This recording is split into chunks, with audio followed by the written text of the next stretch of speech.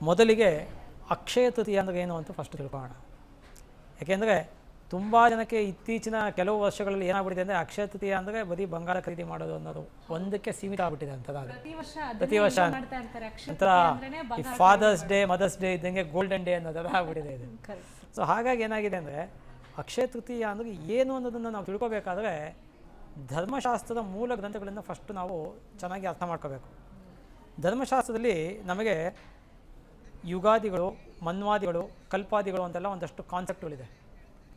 For example ಹೇಳಬೇಕು ಅಂದರೆ ನಾನು ಈ 4 ಯುಗಗಳು ಏನಿದೆ ನಮಗೆ, ಈ ಕೃತಯುಗ, ತ್ರೇತಾಯುಗ, ದ್ವಾಪರ ಯುಗ ಮತ್ತು ಕಲಿಯುಗ ಅಂತ, ಇದು ಯಾವತ್ತಿನ ದಿನ ಪ್ರಾರಂಭ ಆಯಿತು ಅನ್ನೋದನ್ನು ನಮಗೆ ಧರ್ಮಶಾಸ್ತ್ರದಲ್ಲಿ ಹೇಳುತ್ತೆ.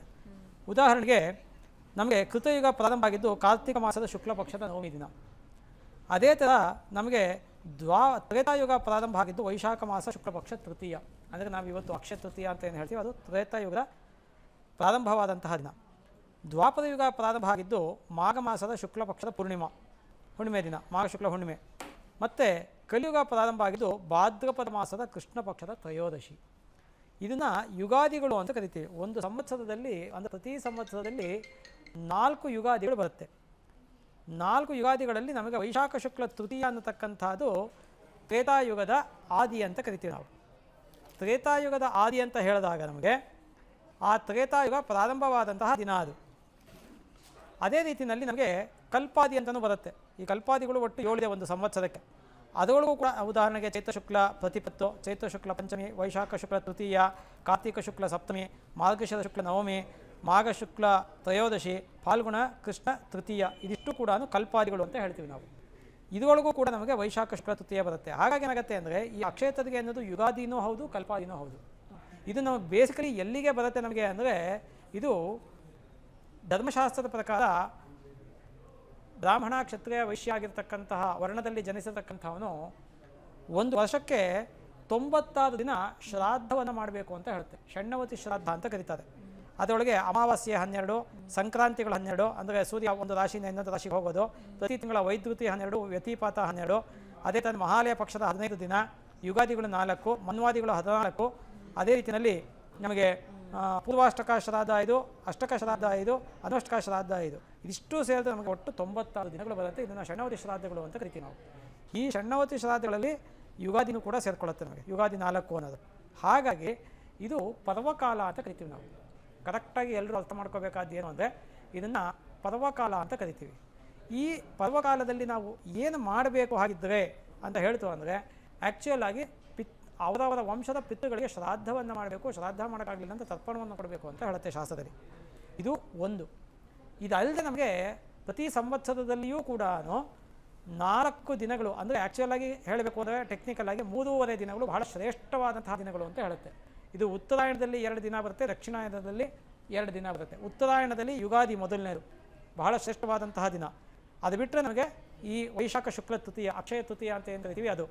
ಅದೇ ರೀತಿ ದಕ್ಷಿಣಾಯನದಲ್ಲಿ ವಿಜಯದಶಮಿ, ನವರಾತ್ರಿ ಆದಮೇಲೆ ಮಹಾನವಮಿ ಆದ ಮಾರನೇ ದಿನ ವಿಜಯದಶಮಿ ಏನು ಬರುತ್ತೆ ಅದೊಂದು. ಮತ್ತು ಬಲಿಪಾಡ್ಯಮಿಯ ಅರ್ಧ ದಿನ. ಇಷ್ಟು ದಿನಗಳನ್ನು ಒಂದು ಸಂವತ್ಸರದಲ್ಲಿ ಬಹಳ ವಿಶೇಷವಾದಂತಹ ದಿನಗಳು ಅಂತ ಕರಿತೀವಿ ನಾವು.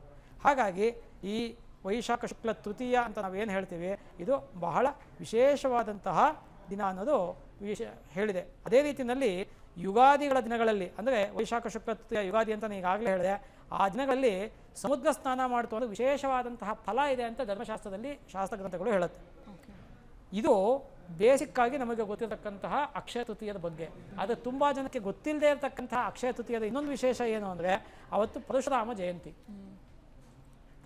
ಜಯಂತಿ ಅಂತ ಹೇಳ್ತೀವಿ ನಾವು ಅದನ್ನು. ಏನು ಅಂದರೆ, ಈ ವಿಷ್ಣು 10 ಅವತಾರಗಳನ್ನು ಪ್ರಧಾನವಾಗಿ ಎತ್ತಿರತಕ್ಕಂಥದ್ದು. ಪ್ರಧಾನವಾದಂತಹ 10 ಅವತಾರಗಳಲ್ಲಿ ಮತ್ಸ್ಯ ಕೂರ್ಮೋ ವರಾಹಶ್ಚ ನಾರಸಿಂಹೋ ವಾಮನಸ್ತತ ರಾಮೋ ರಾಮಶ್ಚ ಕೃಷ್ಣಶ್ಚ ಬುದ್ಧ ಕಲ್ಕಿಸ್ತತೈವ ಅಂತ ಪ್ರಸಿದ್ಧವಾದಂತಹ ಒಂದು ಪೌರಾಣಿಕ ಶ್ಲೋಕ ಇದೆ. ಮತ್ಸ್ಯ, ಕೂರ್ಮ, ವರಾಹ, ನಾರಸಿಂಹ, ವಾಮನ, ಪರಶುರಾಮ, ರಾಮ, ಕೃಷ್ಣ, ಬುದ್ಧ, ಕಲ್ಕಿ, ಇಷ್ಟು ವಿಷ್ಣುವಿನ ಪ್ರಧಾನವಾದಂತಹ 10 ಅವತಾರಗಳು. ಅದರೊಳಗೆ ಪರಶುರಾಮ ಅಂದರೆ ಜಮದಗ್ನಿ ಗೋತ್ರದಲ್ಲಿ ಈ ಪರಶುರಾಮ ಅನ್ನತಕ್ಕಂಥವನು ವಿಷ್ಣು ಪರಶುರಾಮನಾಗಿ ಅವತಾರ ತಾಳ್ತಾನೆ ಜಮದಗ್ನಿ ರೇಣುಕಾದೇವಿಯವರಿಗೆ. ಆ ಪರಶುರಾಮ ಹುಟ್ಟಿದ್ದು ಕೂಡ ಅಕ್ಷಯ ತೃತೀಯ ದಿನ. ಹಾಗಾಗಿ ತಿಳಿದಿರ್ತಕ್ಕಂಥವರು ಪರಶುರಾಮ ಸ್ವರೂಪಿಯಾದಂತಹ ಭಗವಾನ್ ವಿಷ್ಣುವನ್ನು ಕೂಡ ಅವತ್ತು ಪೂಜೆ ಮಾಡ್ತಾರೆ. ಇದು ಕೂಡ ವಿಶೇಷ. ಇನ್ನು ಅತಿ ಮುಖ್ಯವಾದಂತಹ ಅಥವಾ ಇವತ್ತಿನ ಒಂದು ಹೈಲೈಟ್ ಅಂತ ಹೇಳಬೇಕು ಅಂದರೆ ಬಂಗಾರನ ನಾವು ಖರೀದಿ ಮಾಡಬೇಕು ಅನ್ನೋದೊಂದು ಇದೆಯಲ್ಲ, ಅದು ಬಂಗಾರನ ಖರೀದಿ ಮಾಡಬೇಕು ಅನ್ನೋದಕ್ಕಿಂತ ಹೆಚ್ಚಾಗಿ ಬಂಗಾರನ ಖರೀದಿ ಮಾಡಿ ದಾನ ಮಾಡಬೇಕು ಅನ್ನೋದು ಬಹಳ ವಿಶೇಷ. ತುಂಬ ಜನಕ್ಕೆ ಅದು ಗೊತ್ತಿಲ್ಲ. ಆ್ಯಕ್ಚುಯಲ್ ಆಗಿ ದಾನಕ್ಕೆ ಬಹಳ ವಿಶೇಷವಾದಂತಹ ಮಹತ್ವ ಕೊಟ್ಟಿರ್ತಕ್ಕಂತಹ ದಿನ ಅಕ್ಷಯ ತೃತೀಯ. ಅವತ್ತಿನಿಂದ ಏನು ದಾನ ಕೊಟ್ಟರು ಅದು ಅಕ್ಷಯವಾಗುತ್ತೆ ಅಂತ ಶಾಸ್ತ್ರದಲ್ಲಿ ಹೇಳಿರ್ತಕ್ಕಂಥದ್ದು. ಹಾಗಾದರೆ ದಾನಗಳಲ್ಲಿ ಯಾವುದು ಶ್ರೇಷ್ಠ ದಾನ ಅಂತ ಬಂದಾಗ ನಮಗೆ ಮುಖ್ಯವಾಗಿ ದಶದಾನಗಳು ಅಂತ ಹೇಳುತ್ತೆ. ಗೋಭೂ ತಿಲಹಿರಣ್ಯಾಜ್ಯ ವಾಸೋಧಾನ್ಯವು ಗುಡಾನಿಚ ರೌಪ್ಯಂ ಲವಣವಿತ್ಯಾಹೋ ದಶದಾನ ಪ್ರಕೀರ್ತಿತ ಅಂತ ದಶದಾನಗಳು ಅಂತ ಒಂದಷ್ಟು ಲೆಕ್ಕಾಚಾರ ಇದೆ. ಅದಲ್ಲದೆ ಷೋಡಶ ಮಹಾದಾನಗಳು ಅಂತ ಇದೆ. ಅದಲ್ಲದೆ ದಶ ಉಪಪದ ದಾನಗಳು ಅಂತ ಇದೆ. ಅದಲ್ಲದೆ ಪದದಾನಗಳು ಅಂತ ಇದೆ. ಹೀಗೆಲ್ಲ ದಾನಗಳಲ್ಲಿ ದಾನ ಪ್ರಕರಣ ಅಂತಲೇ ಶಾಸ್ತ್ರ ಗ್ರಂಥಗಳಲ್ಲಿ ಬೇಕಾದಷ್ಟು ಬರುತ್ತೆ. ಅದರೊಳಗೆಲ್ಲನೂ ಮುಖ್ಯವಾಗಿ ನಮಗೆ ಬರ್ತಕ್ಕಂಥದ್ದು ಈ ಭೂಮಿ ದಾನ, ಹಿರಣ್ಯ ದಾನ, ಗೋದಾನ, ಅನ್ನದಾನ.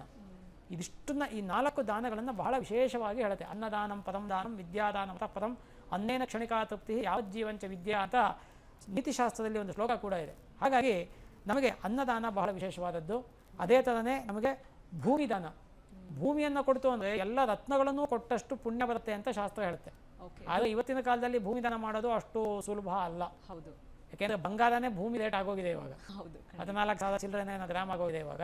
ಸೊ ಹಾಗಾಗಿ ಭಾಳ ಕಾಸ್ಟ್ಲಿ ಆಗೋಗಿದೆ ಬಂಗಾರ ಅನ್ನತಕ್ಕಂಥದ್ದು. ಹಾಗಾಗಿ ಈ ಒಂದು ಬಂಗಾರ ದಾನ ಮತ್ತು ಗೋದಾನ. ಗೋದಾನ ಯಾತಕ್ಕೆ ಹೇಳುತ್ತೆ ವಿಶೇಷವಾಗಿ ಅಂದರೆ ಗೋವಿನಲ್ಲಿ ಎಲ್ಲ ದೇವತೆಗಳು ಕೂಡ ಇದ್ದಾರೆ. ಹರಿಹರ ಬ್ರಹ್ಮಾದಿಗಳಿರ್ಬೋದು, ಲಕ್ಷ್ಮಿ ಇರ್ಬೋದು, ಸರಸ್ವತಿ ಇರ್ಬೋದು, ಪಾರ್ವತಿ ಇರ್ಬೋದು, ದೇವತೆಗಳಿರ್ಬೋದು, ಅಷ್ಟವಸುಗಳಿರ್ಬೋದು, ಏಕಾದಶ ರುದ್ರರಿರ್ಬೋದು, ದ್ವಾದಶ ಆದಿತ್ಯರಿರ್ಬೋದು, ಎಲ್ಲದೂ ಕೂಡ ಗೋವಿನಲ್ಲಿ ಇದೆ. ಹಾಗಾಗಿ ಗೋದಾನ ಕೊಡ್ತಕ್ಕಂಥದ್ಗೆ ಬಹಳ ಇಂಪಾರ್ಟೆಂಟ್ ಏನು ಅಂದರೆ ಸವತ್ಸ ಗೋದಾನ ಅಂತ ಶಾಸ್ತ್ರದಲ್ಲಿ ಹೇಳುತ್ತೆ. ಅಂದರೆ ಕರು ಸಹಿತವಾದಂತಹ ಗೋದಾನವನ್ನು ಮಾಡಬೇಕು. ಆ ಗೋವಿಗೆ ವಸ್ತ್ರವನ್ನು ಕೊಡಬೇಕು, ಆಹಾರವನ್ನು ಕೊಡಬೇಕು. ಇದನ್ನೆಲ್ಲ ಕೊಟ್ಟು ಹಸುವನ್ನು ನೀವು ಯಾವುದಕ್ಕೆ ದಾನ ಕೊಡ್ತೀರಾ ಅವ್ರಿಗೆ ದಾನಂ ದಕ್ಷಿಣಾ ಸಹಿತಂ ಅಂತಲೇ ಧರ್ಮಶಾಸ್ತ್ರ ಹೇಳುತ್ತೆ. ಸರ್ವಾಣಿ ಉದಕಪೂರ್ವಾಣಿ ದಾನಾನಿ ಅಂತ ಧರ್ಮಶಾಸ್ತ್ರದಲ್ಲಿ ಒಂದು ಸೂತ್ರ ಕೂಡ ಇದೆ. ಸೊ ಹಾಗಾಗಿ ನೀವು ಯಾವುದೇ ದಾನ ಕೊಡಬೇಕಾದರೂ ಕೂಡ 2 ವಿಳ್ಯದೆಲೆ ಅಡಿಕೆ, 1 ತೆಂಗಿನಕಾಯಿ ಅಥವಾ 2 ಹಣ್ಣು, ಯಥಾಶಕ್ತಿ ದಕ್ಷಿಣೆ. ಈ ದಕ್ಷಿಣೆ ಇರಲೇಬೇಕು. ನೀವು ಬಂಗಾರನೇ ದಾನ ಕೊಡ್ತಿದ್ದೀನಿ, ಗೋವೇ ಕೊಡ್ತಿದ್ದೀನಿ, ಭೂಮಿಯೇ ಕೊಡ್ತಿದ್ದೀನಿ ಅಂದವನು 10 ರೂಪಾಯಿ ಅದು ಕಡೆ ಪಕ್ಷ ಇಟ್ಟೇ ಕೊಡಬೇಕು. ಹಾಗಾಗಿ ಈ ಥರ ಮಾಡಿ ಕೊಡ್ತಕ್ಕಂಥದ್ದು ಪುಣ್ಯ ಜಾಸ್ತಿ ಅನ್ನೋದನ್ನು ಶಾಸ್ತ್ರ ಹೇಳುತ್ತೆ.